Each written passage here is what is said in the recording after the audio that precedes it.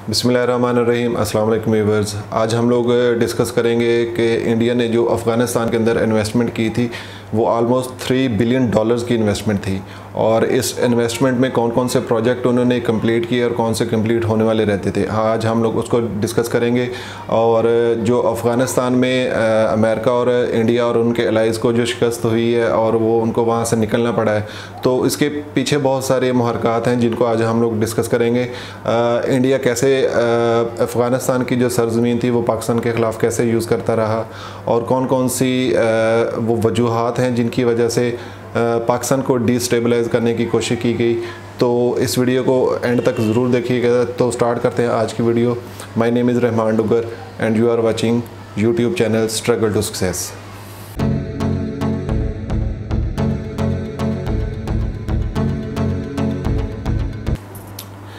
तो जैसा कि आप लोग जानते हैं, जैसे मैंने अपने इंट्रो में बताया कि $3 मिलियन की जो इन्वेस्टमेंट इंडिया ने अफ़गानिस्तान में की थी। और पाकिस्तान, क्योंकि आप लोग जानते हैं कि पूरी दुनिया में पाकिस्तान वो वाहिद कंट्री है जो इस्लामिक न्यूक्लियर पावर है, तो आलमोस्ट सारी दुनिया की ये कोशिश है कि ये जो न्यूक्लियर पावर है वो पाकिस्तानियों से वापस ली जाए। और इसमें इंडिया सबसे लीडिंग रोल प्ले कर रहा है, और वो अमेरिका का सबसे समझ के क्लोज साथी है जिसने हमें डिस्टेबलाइज करने की कोशिश की। और कुछ उसमें आप लोगों को याद होगा जो मोदी ने कहा था कि पाकिस्तान को हम लोग आइसोलेट करेंगे इंटरनेशनल लेवल पे, और उनकी वो मैक्सिमम कोशिश उन्होंने की भी। जब नवाज शरीफ दौर था तब हम लोग काफ़ी हद तक बैकफुट पे भी चले गए थे। हमारे रिलेशन उस तरीके से इवन इस्लामिक कंट्री के साथ भी वैसे नहीं चल रहे थे। तो जो नॉन मुस्लिम कंट्रीज़ हैं उनके साथ तो वैसे ही बहुत ज़्यादा डिफरेंस था। तो जैसे जैसे उनकी इन्वेस्टमेंट वहाँ पे बढ़ती गई और वो इंडिया अपने आप को वहाँ पे स्ट्रॉन्ग करता गया, और पाकिस्तान को डिस्टेबलाइजेशन करने की जो कोशिश थी वो उनकी काफ़ी देर से चल रही थी, और वो काफ़ी हद तक उसमें कामयाब भी हो चुके हुए थे। लेकिन कामयाब हुए नहीं, लेकिन उनकी नज़र में वो बहुत ज़्यादा रैपिडली इन चीज़ों को कर रहे थे। जैसे लास्ट टाइम आपने देखा होगा कि FATF की जो लिस्ट थी, जब उसमें से निकालने का बारी थी, पाकिस्तान का नाम निकलना था उसमें से, तो तब भी लाहौर में एक बम ब्लास्ट हुआ। और उसके बाद फिर जो हम चाइना के साथ मिलकर डैम बना रहे हैं, वहाँ पे भी अफ़गानिस्तान के थ्रू इंडियन जो कि रॉ उसमें इन्वॉल्व थी, डायरेक्टली और इनडायरेक्टली आप बोल सकते हैं उसको। वहाँ पे उन्होंने जो इंजीनियर्स थे उनको हिट किया। तो हमारे जो भी मतलब कि आप कह लें कि जो पाकिस्तान की फेवर में प्रोजेक्ट्स हैं उनको डिस्टेबलाइज करने की कोशिश की थी। और पाकिस्तान की आर्मी और अवाम में भी इन्होंने एक सोशल मीडिया कैंपेन भी स्टार्ट की थी कि इन दोनों के जो रिलेशंस हैं, क्योंकि पाकिस्तानी अवाम जो है वो फ़ौज के साथ बहुत ज़्यादा मोहब्बत करती है और उनको अप्रिशिएट करती है, और जो भी वो चीज़ें कर रहे होते हैं उनको बैक करती है। तो उनका मेन एजेंडा ये था कि डिस्टेबलाइजेशन की जाए, इन आर्मी और अवाम के दरमियान में जो मोहब्बत है तो उसको डिस्कस किया जाए। और आज मैं स्पेशली उन प्रोजेक्ट्स को डिस्कस करूँगा जो इंडिया ने इन्वेस्ट किए थे अफ़गानिस्तान के मुख्तलिफ़ प्रोविंसेस के अंदर, मुख्तलिफ़ सेक्टर्स के अंदर।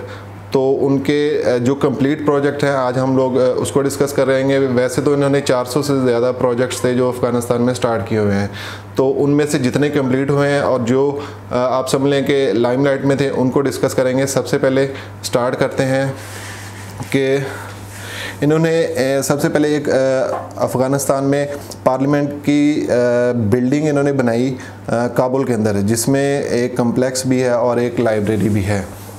और सेकंड इन्होंने restoration of the store place in Kabul. और थर्ड अगर हम लोग बात करें तो rebuilding of the Habibiya high school. Habibiya high school को भी जो कि वो भी काबुल के अंदर मौजूद है, उसको भी इन्होंने रीबिल्ड किया। और उसके बाद इन्होंने providing it with grants in aids, और उसको फिर रनिंग के लिए भी इन्होंने एड्स वगैरह ग्रांट करते रहे हैं। Reconstruction of the Salma dam, जिसको आप ये कह लें कि वो अफ़गान इंडिया फ्रेंडशिप डैम के नाम से भी जाना जाता है।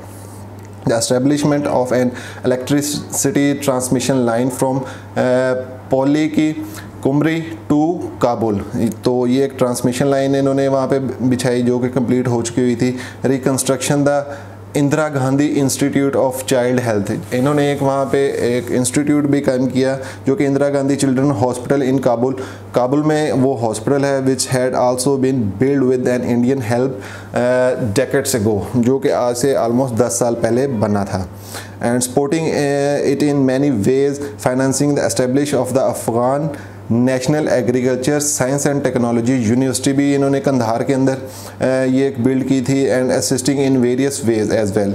और उसके बाद इन्होंने Chimtala power substation in Kabul ये इन्होंने बिल्ड किया है, और सबसे बढ़कर इन्होंने इंडियंस ने जो build the cricket stadium in Kandahar में इंडिया ने इनको अफ़गानियों को एक क्रिकेट स्टेडियम भी बना के दिया था, और उसके बाद building a cold storage warehouse in the same city as well, और उसके बाद upgrading telephone exchange in some provinces, expanding the national television network, digging tubewells in some of the provinces.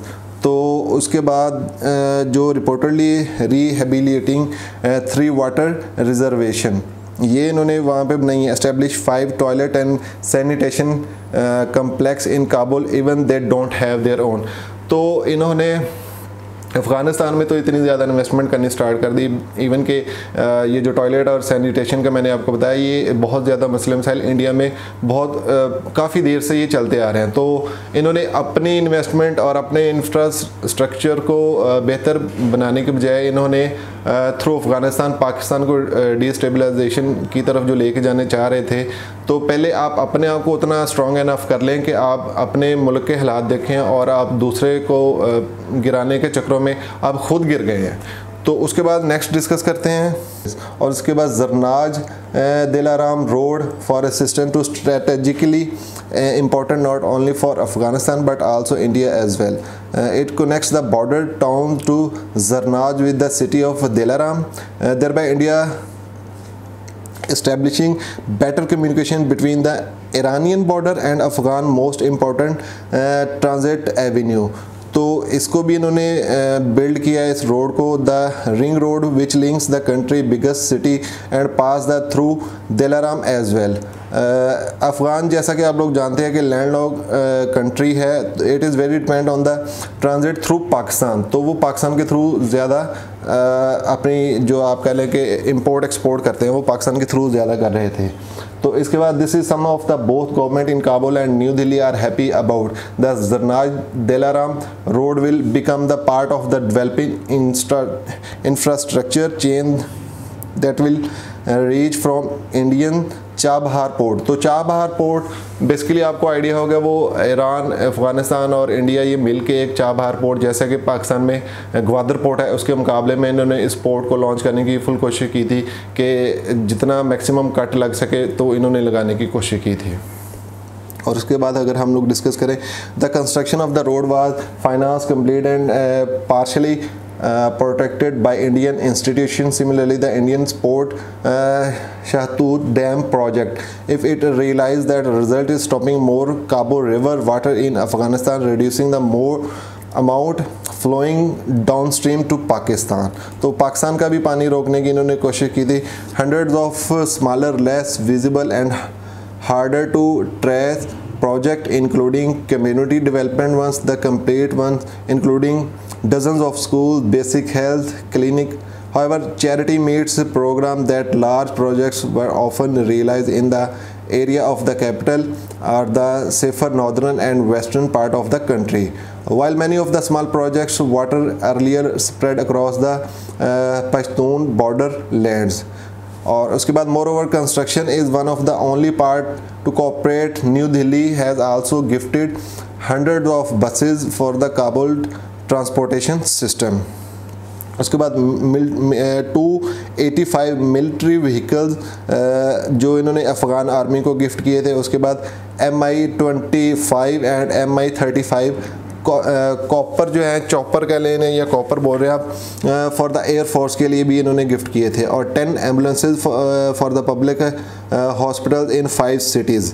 Air buses aircraft for the national airlines के लिए भी इन्होंने gift की थी। Material for the substation and transmission line in the Faryab province. और इसके बाद अगर हम लोग डिस्कस करें, इन्होंने high protein biscuits for Afghan school childrens, ये भी इनको ये आप समझ लें डोनेशन कह लें, एड कह लें, इस मद में ये लोग देते रहे हैं। Shipment of wheat and pulses, India is also providing funds to Afghan red crescent society program, इसमें भी ये लोग पार्टिसिपेट करते रहे हैं। Free medicine and medical consultation in its medical mission in 5 Afghan cities.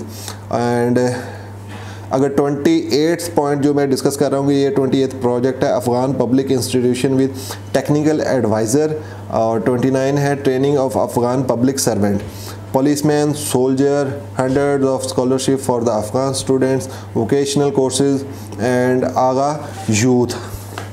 और उसके बाद Afghan women tele education courses, New Delhi even provide this services.